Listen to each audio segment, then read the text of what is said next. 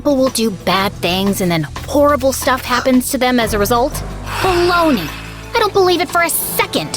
Why? Because I try my hardest to be a good person, and I'm still riddled with bad luck. Take one day my freshman year, for example. My alarm didn't go off, so I overslept and was late for school. As I pedaled frantically on my bike, my backpack unzipped itself and all my books and papers flew out. I had to stop and pick them up.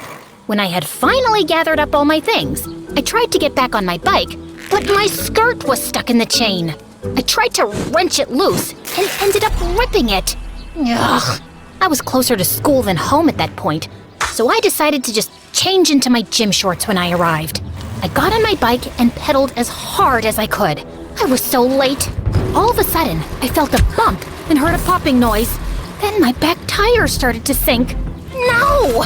Anything but this! I had run over a nail and got a flat tire.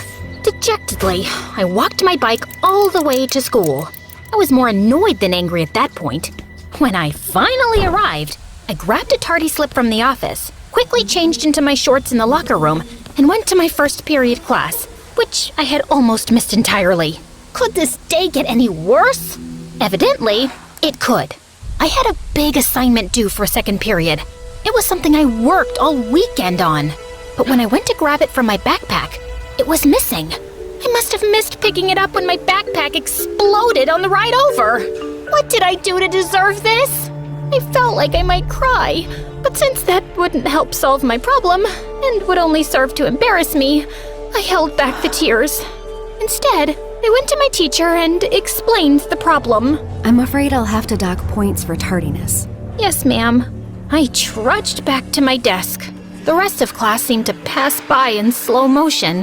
I sighed in relief when it was finally over.